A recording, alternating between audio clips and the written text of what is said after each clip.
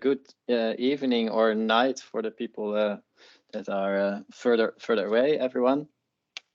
Data product thinking. Will the data mesh save us from analytics misery? I will sort of start quickly because I have 30 slides to push to you within 25 minutes. So will the data mesh save us from analytics misery? Obviously, you already knew by this title of this presentation that you just have a Betteridge laws of headlines at play here. Any headline that ends with a question mark can be answered with no. So my first thought also when I read something about data mesh, I was thinking, what the hell is this? So my first reaction was a sort of anti-no reaction. But later on, when I'm reading about through the material a bit, sort of I concluded, yes, there's definitely some interesting parts in it, which I will explain, but obviously it won't be a quick fix to become better data-driven or whatever. So it won't save us, but I will share some thoughts about what I think is, what it is for the people that don't know it yet, what it's not, for who it is, and yeah, what useful patterns we might start thinking about to actually build it within a more, the domain that we work in. I'm Rogier Werschkull. I work 22 years actually in the field of data warehousing, business intelligence. I do sort of data architecture advice, data modeling. Currently, I'm sort of data platform product owner for a health data startup company. You can contact me on LinkedIn, where I'm quite active, mail me, or find me on Twitter. As you know, this percentage is the amount of initiatives, data analytics related initiatives that still, according to the Forrester Gardner kind of research, tend to fail, as in fail completely or deliver much less than they were supposed to do. Even now in this age of big data, this is still happening. Maybe it's even happening more. It was already happening in the past. So these numbers have not changed a lot through the course of the last 30 or 40 years that this discipline exists. Obviously, it has to do with these kind of things, right? The bad management practices of data, and that data, operational data in a lot of source systems is a complete mess. So we sort of know that, right? It's a given that we try to, I think, battle each year. So then I think 2019 data mesh came along. So what is data mesh actually? And if you see all the fuss that you hear on the internet, there's a lot of, I think, conflicting information. So this is my kind of summary about that. So it tries a new approach to what I think is just a new pattern of data warehousing, as in we don't try to do it centrally anymore. But the general idea is to push it more down to the operational source system, as in that's option one that is described, and that's the I think the preferred solution, but also the most difficult one to achieve organizationally and culturally, especially, or in via decentralized data warehouse teams that sit closer to the source systems that sort of are embedded within a business domain. So, and it also does so in the book by calling out a required organization cultural change to accomplish this. How it's described in the book is not as a architectural pattern, but in this kind of complex to read words, and that's one of the problems with the book, I find. And I was just listening to your podcast episode, Shane, so I sort of completely agree with you on the language of the book. You have these kind of sentences like data mesh is a decentralized social technical approach to share, access, and manage analytical data in complex or large-scale environments within or across organizations. And question obviously is, what is a decentralized social technical approach? Well, it is explained further in the book, but it's a complex language. I think it is, even after 22 years and I think quite a lot of experience, I'm having a hard time to read through the content. What is interesting though, if you see here, complex and large scale environments. So what does that mean? It means that if you're, that I think, and how it's also explained in the book, this is only fit for large organizations, as in having a lot of source systems, a lot of employees with clear separated business domains, and then only the organizations that are not afraid to experiment, that have a mature data analytics department already, and preferably that they can also influence the design, development of the operational applications they use. And yeah, that's definitely not all organizations. I would even say that this is only fit for probably 5% of the organizations that exist, just calling out a random number. Then secondly, there's what we see a lot is had a vendor washing machines or methodology washing machines starting on the internet. It's and it also mentioned that in the book that it's primarily about people and processes, about changing the culture, changing how we collaborate in creating data products within these business domains. So that's where the work, the change needs to happen, because that's basically where it tends to go wrong, right? Not in the technology, but we can also see that from the other presentations, it has to do with people, communication, the process of data modeling, what is the consensus on what something means, how do we share these concepts and data products in an organization. So it's not about technology.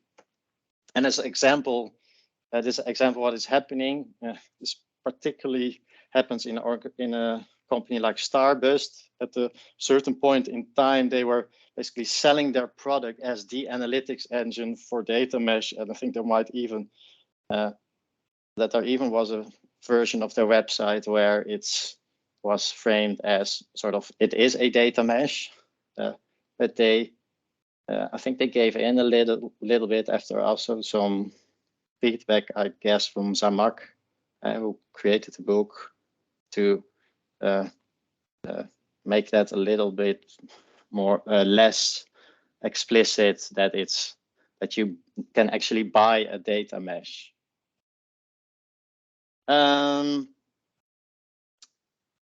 Then other aspects about the book, I already talked about the academic language. Furthermore, the issues there are that practical implementation guidelines are still missing, which in Zhamak's defense, she also clearly mentions in the book. I think she even writes down, I wish I did not have to read this book. And a lot of things are still emerging, and it's up to the community to come up with implementation guidelines and or develop the technology that actually supports this. A major issue, and that brings it back to data modeling, that I have with the book is that I really doubt the amount of data integration the contributors of the book have, because it's simple. If I download the book, if I do a search on sort of if I do a search about, for instance, data modeling or data vault, there's not a single notion of that, and there's this this claim that as data warehouse folks, that people building data warehouse, that they are still striving for a single version of the truth, which I think, at least probably nobody that I know of that has any experience still claims that that is something that that we should build, that we should strive for that. So that's a problem, I think. Why then should we?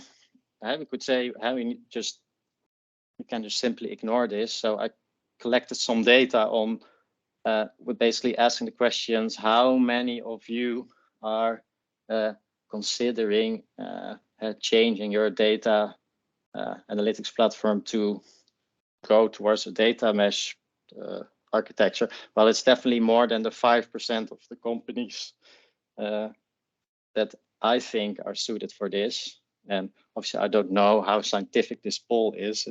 It's at least 129 votes. But yeah, there's a lot of buzz. People talk about it. So I think we should form our opinion on that and read up upon it. So is it a new data warehouse pattern?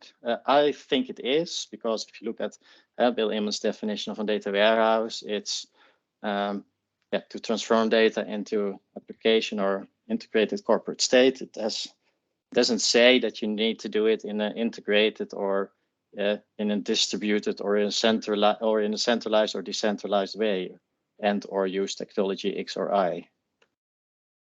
So that data warehousing, I think, is still a technologically agnostic activity, and it focuses on building a subject-oriented, integrated, time-varied, non-volatile collection of data for analytical decision-making. So it still boils down to doing this work as structuring information into subjects shaped for diverse type of users, use cases, tools, integrate towards those subjects, and in the meantime, store data, preferably once, protected from ungoverned deletion, and register data and the history of it and the changes. So this is a slide that I won't discuss every row of in detail, because that would take too much time. Basically, if I compare data mesh with other data warehouse kind of patterns, it's I think a data warehouse pattern, but one of the differences is that that's subject-oriented and integrated, but also the other concerns are pushed down to the business domains, and integration becomes really interesting then. So there is local integration going on, and also talks about because how you're going to do centralized information provisioning, then about centralized integration via concept mapping, knowledge graph kind of functionality. Again, how to do that is not explained. So in looking at what data mesh proposes is a bit the same as what happens in operation applications according to a microservices based architecture. I had to separate those concerns and push them down into abstracted data microservices. The foundational principles of data mesh: domain ownership, data as a product, self-service platform, federated computational governance. I won't cover 1, 3, and 4 because that will take too much time. I find the most interesting aspect data as product. What does that mean? Build data artifacts with a true product management mindset. And I find it important aspect that maybe you already have been doing this, but it's good to sort of, if we can reintroduce this concept via this sort of hype term, then why not? I think we can also use this in our current data warehousing patterns. Don't have to make them truly data mesh-like. These are, so basically regarding this aspect, how it's described in the book, the proposed changes in data mesh are multiple ones, and data as an asset to collect to data as a product to share and connect. I think, like, if I think about it, it makes sense that we do that.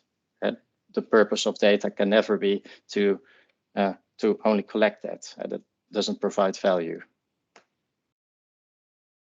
So data as a product, what does that actually mean? And what is a data product? Well, if you read a little bit on product and products management and product thinking, what does it mean for something to be a product? A product needs to be feasible, usable, and valuable. Feasible as in you must be able to make it for acceptable cost and time. It must be, people must be able to use it in a user-friendly way, and it obviously must provide value to the people, to the customers.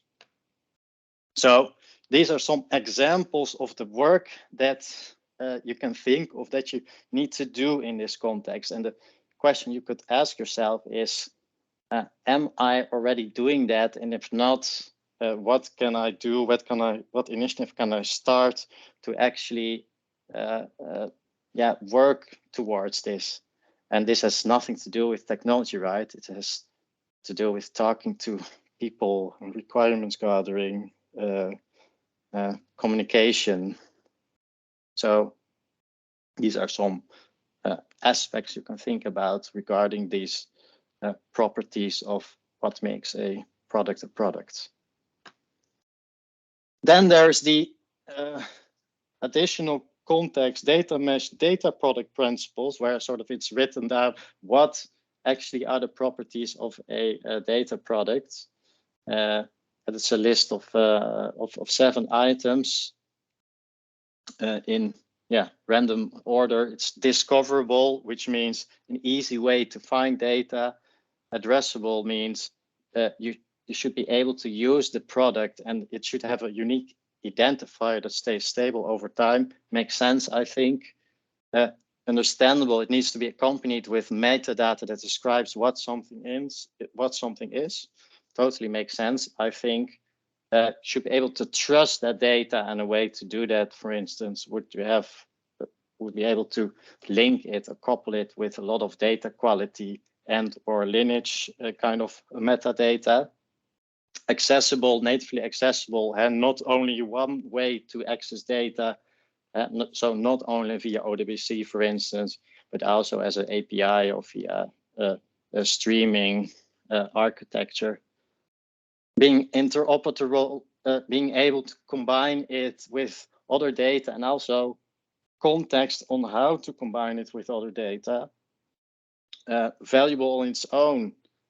And obviously this would warrant a whole complex discussion. When is something valuable on its own, and what you're actually going to do that? But sort of kind of makes sense in theory that if you have a lot of disparate, separate data tables that by itself don't provide insight, that you first need to combine them in something useful, that might be a good thing to do. But and last, secure, which means that data security privacy needs to be part of the core product and not sort of applied as an afterthought.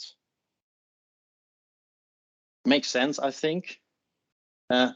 What's also interesting about data mesh, that this is sort of an extension of the already existing FAIR data principle. So I'll urge you to sort of just read through that. And this is some sort of mapping that I quickly did to sort of map these properties to the existing FAIR principles. So it's, I think, an overlap / extension of that.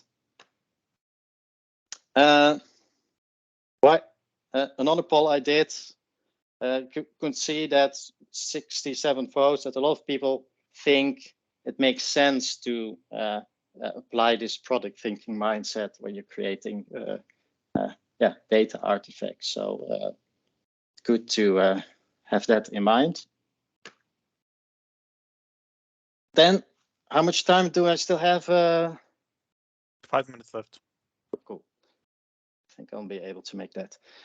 Then there's another aspect that's missing from the book. So it doesn't clearly mention, or it describes data warehousing as something that is so old-fashioned and broken. Already explained these kind of things. This work that we want to do is still true. So when implementing a data product, I think you have to think about, am I going to cover, and how am I going to cover these data warehouse concerns? So this would be my starting point for that.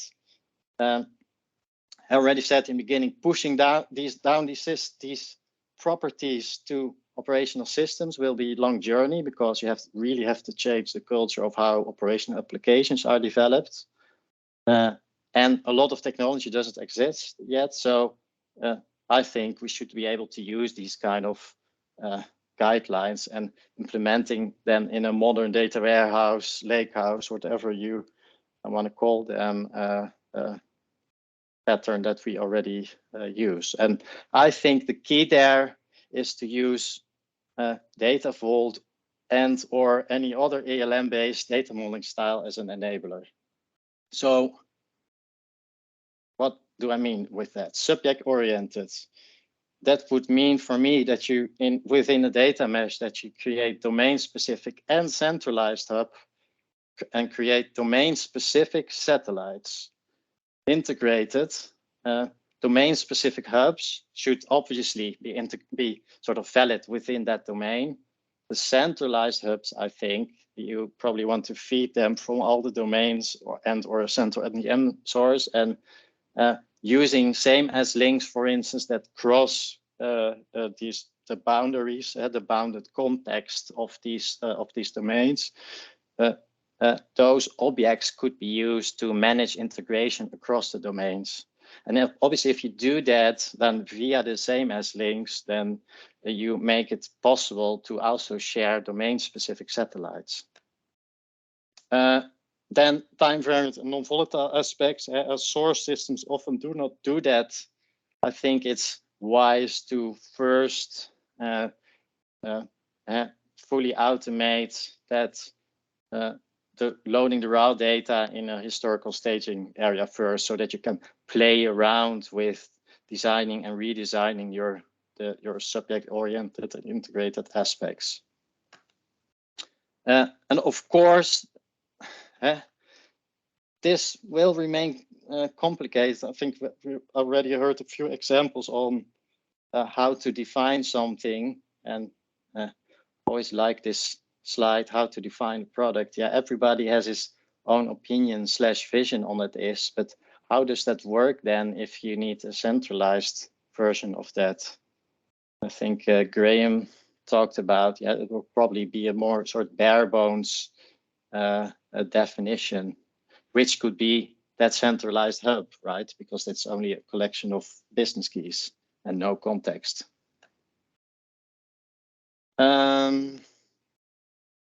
Finally, some ideas, suggestions on implementing these product principles in the lakehouse pattern. I think my time is almost over. So should I pick out one?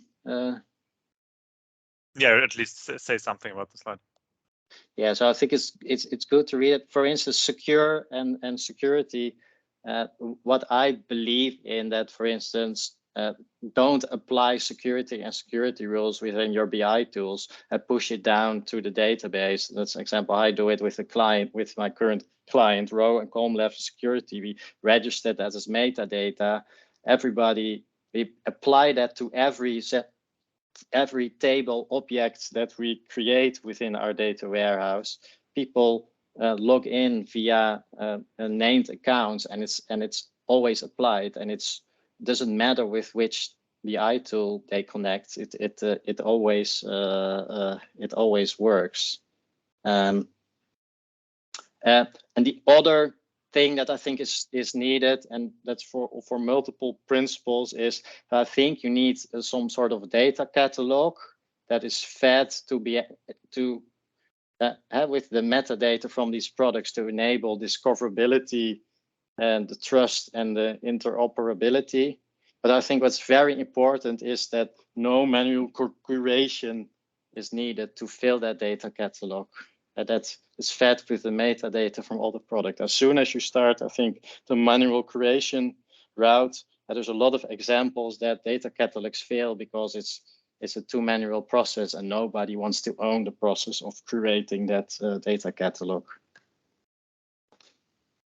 Last slide, data mesh learning user stories. Scott Hilleman drives this whole initiative and hosts a podcast about data mesh. I think I would also suggest everyone to listen to Shane's episode there. It's a very good one, I think. And that's it.